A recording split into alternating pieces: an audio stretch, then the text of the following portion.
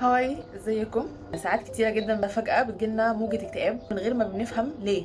بتبقى كل امورنا مستقرة، حياتنا تمام، شغلنا تمام، بدون سبب واضح، مش عايزين نخرج، مش عايزين نعمل اي حاجة، بنلاقينا كده دخلنا انسحبنا لحالة اكتئاب. جاية اكلمكم النهاردة في الاسباب اللي ممكن توصلنا لده. اول واهم سبب هي ان انت بتكتم مشاعرك السلبيه جواك. دي حاجه ناس كتيره جدا جدا مننا بيعملها، ما بيحسش ان هي حاجه كبيره يتكلم فيها، يعني يروح يشكي لحد، يتكلم مع حد. هو مثلا بيتحط في موقف سلبي جدا وضايقه وكون جواه مشاعر سلبيه كتير، غضب بقى، انفعال، الم، ايا كان، فضلت جواه موقف مع موقف مع موقف، هتلاقيك جيت في الاخر على موقف هايف جدا بسيط واكتئبت وتعبت ودخلت في حاله حزن شديده بسبب ان انت ما بتاخدش بالك من الاسباب الصغيره اللي هي بتضايقك، ما بتحلهاش اول باول. اكبر واهم سبب ممكن يدخلك في مود اكتئاب من غير ما تحس. بناخد بالنا من الاشارات اللي بيبعتها لنا ربنا. ساعات تبقى ماشي في حياتك عادي جدا، بس تلاقي موقف او حاجه حصلت تحس ان دي حاجه ويرد، يعني حاجه ما بتحصلش كتير، حاجه غريبه حصلت. تطنش تقول عادي عادي، دي صدفه، دي يعني مش حاجه، وتطنش. دي ممكن تبقى رساله من ربنا ان هو لا، استنى، اقف، انت مش المفروض تكمل في الطريق ده، انت المفروض تعيد نظر في الحاجه الفلانيه دي. لما بنتجاهل الاشارات ربنا بيبعت لنا اشاره ثانيه وثالثه ورابعه، بس للاسف كل مره هنلاقي ان احنا بعد كده الرساله اللي بعدها اقوى واشد في الالم، وهتلاقي الموقف اللي بعده اللي يجي يخبطك كده علشان تفوق ويقول لك ربنا خد بالك، خد بالك، فوق. هتعرف ازاي الاشاره؟ يعني مش كل حاجه هتحصل هقول دي اشاره من ربنا، لا، في حاجات معينه كده تحس ان وقعها في قلبك مختلف، يعني في حاجه تحصل كده تحس ان هي لمستك جدا جدا من جوه، عكس اي موقف تاني او اي حاجه تانيه. انا مش عارفه اقولها لكم ازاي، بس هي حاجه كده انت بتحسها قوي. لازم روحك تبقى مصحصحه وتبقى كده واعيه وموجوده ومركزه. والوعي الروحاني ده كل ما زودته، كل ما اشتغلت عليه، كل ما خليته اكتر سنسيتيفيتي او حساسيه، فاي اشاره، اي علامه، اي حاجه ولو بسيطه كده تقدر تاخد بالك منها. ده لو انت شغال على نفسك، لو انت شغال على وعيك. هقول لكم الحاجات اللي تعمل كده في اخر الفيديو، تابعوا الاخر. ضمن كمان الرسائل او العلامات اللي ربنا بيبعتها لك عشان ينبهك لحاجه معينه، انت تلاقي الحاجه دي بتتكرر معاك كتير. يعني تتحط في موقف يضايقك وخلاص وتعديه، بعد فتره تلاقيك اتحطيت تاني في نفس الموقف وحسيت بنفس الاحاسيس، بس ممكن تبقى مع شخص تاني خالص، ممكن تبقى في موقف او في مكان تاني خالص، بس هو نفس الموقف بنفس الاحاسيس. شخص معين بيعملك ابيوزنج في المعامله بتاعتك، مش بيعاملك بالقدر الكافي اللي انت تستاهله، فانت اوكي عادي ما تاخدش في بالك. تلاقيك في موقف تاني حد تاني عاملك بنفس الطريقه وبنفس المعامله، تستغرب هو ليه بتحصل لي نفس الحاجه دي على طول. ده دليل ان دي اشاره وساين علشان تفوق، علشان تاخد بالك، علشان ربنا بيقول لك لا، انت محتاج تشتغل على نفسك اكتر، تحس بقيمتك اكتر. عشان كده بيبعت لك هو الرسائل دي متكرره اللي هي بنفس المواقف ونفس الحاجات عشان يلفت نظرك ليها. خلينا كده شطار ونلقط كده الموضوع من اوله عشان الالم والمواقف السيئه دي ما تتكررش معانا كتير وتدخلنا فيما بعد في حالات الاحباط. انت ما بتقعدش مع نفسك وقت كفايه، المفروض تقعدي مع نفسك كل يوم في اخر اليوم مش اقل مثلا من نص ساعه، ساعه بهدوء وهادي بدون كلام مع حد، تقعدي تشوفي ايه اللي حصل، المواقف اللي حصلت، تقوي صلتك بنفسك، تقوي صلتك بروحك انت من جوه، عشان تفهمي انت بتحبي ايه وما بتحبيش ايه، تفهمي ايه اللي بيضايقك اصلا وايه اللي لا. لكن طول ما احنا ماشيين في رتم الحياه السريع ويلا وكل يوم خلاص ويوم ورا يوم ومش بناخد بالنا من اي حاجه، ناس كتيره جدا وانت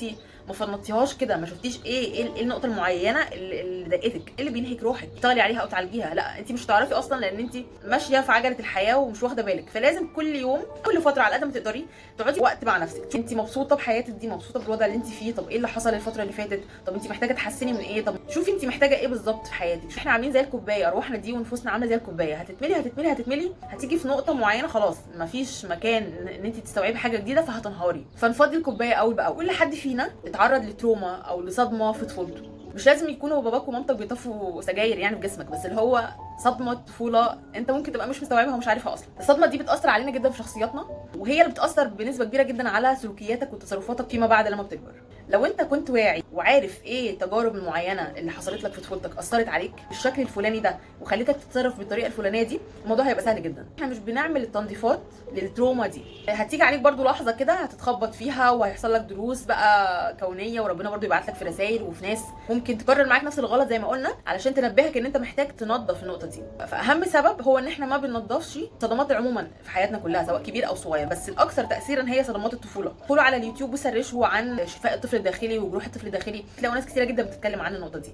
والنقطه دي تحديدا بالذات لو اشتغلتوا عليها كويس جدا هتحسوا بفروق رهيبه. ايه طيب الحلول؟ اول حاجه ممكن تساعدنا جدا نفرغ اي حاجه سلبيه احنا حاسين بيها اول باول، نفرغ مشاعرنا السلبيه. لو اتحطيت في موقف ضايقك واثرت فيك قوي وانت حسيت تجاهها مشاعر قويه جدا، ارجوك وارجوكي ما تكتموهاش في قلبكم وتكملوا. بسبب كل حاجه، كل بلوه ممكن تحصل لكم، يعني في ناس من كتر الحزن والهم والتعب، الناس اللي بتعيط قبل ما تنام وكميه الطاقه السلبيه اللي بتحصل دي وبتكتموها جوه، دي ممكن تعمل مشاكل كتيره جدا. بكل بساطه لو انتم ليكم حد بتحبوه تثقوا فيه ترتاحوا في الكلام معاه، ارفعوا سماعه التليفون، اتكلموا، فضفضوا، فرغوا كل اللي جواكم، خلاص الشحنه السلبيه دي هتبقى طلعت خلاص. طب انا ما عنديش حد اتكلم معاه او ما عنديش حد اثق فيه بالدرجه الكفايه، ورقه وقلم واكتبوا كل اللي انتوا حاسينه على الورق، وفضوا كل اللي جواكم على الورق. برضه هتحسوا باحساس راحه فظيع ورهيب. بعد ما تفضوها اوعوا تقروها تاني، انت هتحس كده بمشاعر سلبيه مضاعفه. فانت تكتب الكلام، كل الكلام اللي جواك، امسك الورقه قطعها ارميها بس كده، او احرقها. الحاجتين دول بيعملوا تطهير للمشاعر السلبيه اللي جواك.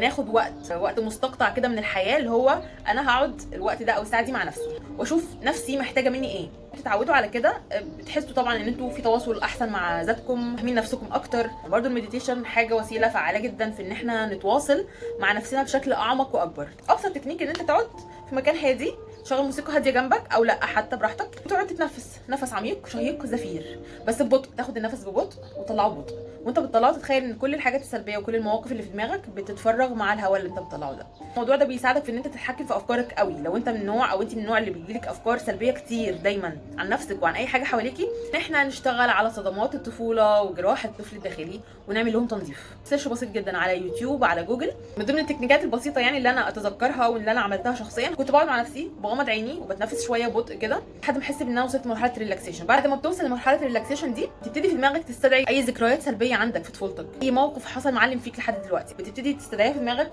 وترجع نفسك للحظه دي، تمتن للطفل اللي حصل له الموقف ده وتقول له شكرا ليك، وتحط نفسك مكانه دلوقتي. انت دلوقتي لو الموقف ده اتكرر معاك تاني بوعيك ده وبنضجك، هتعرف تتصرف معاه ازاي. تخيل انت بتتصرفي بالطريقه المظبوطه، تمتن للموقف ان هو حصل لك عشان يعلمك حاجه في حياتك، وشكرا كده. الموضوع طبعا مع التكرار بيقل جدا، والصدمه اللي انت حاسس بيها دي خلاص بتحررها من عقلك الباطن. دي حاجه مبسطه جدا انا كنت بعملها شخصيا. حاولت اشارككم ايه هي الاسباب وايه الحلول. يا رب تكونوا استفدتوا. اشوفكم في الفيديوهات الجايه باذن الله. باي باي.